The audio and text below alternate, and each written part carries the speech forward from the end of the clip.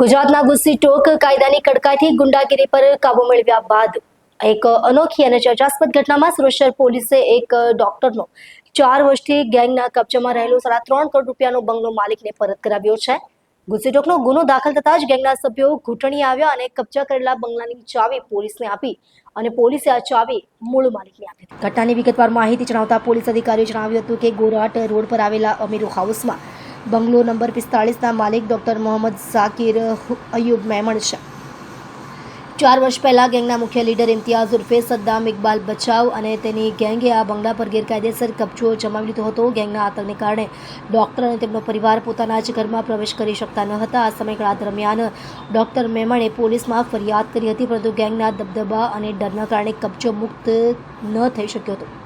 આ મામલામાં નિર્ણાયક વળાંક ત્યારે આવ્યો જ્યારે સુરત સ્પેશિયલ ઓપરેશન ગ્રુપ દ્વારા સદ્દામ અને તેની ગેંગ વિરુદ્ધ ગુસ્સી ટોક કાયદા હેઠળ ફરિયાદ દાખલ કરવામાં આવી. ગુસ્સી ટોક કાયદો ખૂબ જ કડક છે અને તે હેઠળ જામીન મેળવવું લગભગ અશક્ય છે. આ ગુનો દાખલ થતાં જ ગેંગના સભ્યોમાં ભયનો માહોલ ફેલાઈ ગયો. આ ભયનું પરિણામે આવ્યું કે ગેંગનો એક સભ્ય સાજિદ પઠાણ જાતે બંગલાની ચાવી લઈને એસઓજી પોલીસ પાસે પહોંચી ગયો અને ચાવી સોંપી દીધી. આ ઘટનાને ગંભીરતાથી અને કાયદાની તાકાત દર્શાવવા માટે સુરત પોલીસ કમિશનર અનુપમસિંહ ગહેલોતે પોતે આ મામલામાં રસ લીધો હતો. 4 વર્ષ બાદ પોલીસ કમિશનરના હસ્તે જ બંગલાની ચાવી ડોક્ટર મેમણ અને તેમના પરિવારને પરત સોંપવામાં આવી હતી. આ ક્ષણે ડોક્ટર અને તેમની પત્ની ભાવુક થઈ ગયા હતા. લાંબા સમયથી ચાલી રહેલા સંઘર્ષનો અંત આવતા તેમના ચહેરા પર રાહતની લાગણી સ્પષ્ટ દેખાતી હતી. આ પ્રસંગે ડોક્ટર મેમણ દંપતીએ એસઓજી ડીસીપી અને ડોક પીઆઈને પોતાના હાથથી મીઠાઈ ખવડાવી મોઢું મીઠું કરાવ્યું હતું.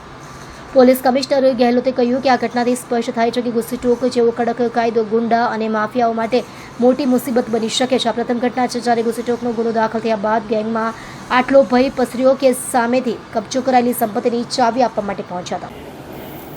આરોપી જે છે સદ્દામ ગુડીલ ગેંગનો ઇમ્તિયાઝ સદ્દામ અને ઉમર પિલ્લા જે છે એને જો ડૉક્ટર ઝાકીરનું જે ઘર છે એ પચાવી પાડેલું 3 વર્ષ પહેલાં એને 10 કરોડનું એક બિલ્ડિંગ બતાવીને એમાં રોકાણ કરવાનું છે એમ કહી અને 3.70 કરોડના પોતાના બંગલાની જે છે એ રકમ ઉપજશે એવું કહી અને 3.70 પહેલાં બિલ્ડિંગમાં જમા થઈ ગયા. એ રીતે એનું ઘર જે છે ખોટા કબજા રસીદથી પડાવી લીધેલું.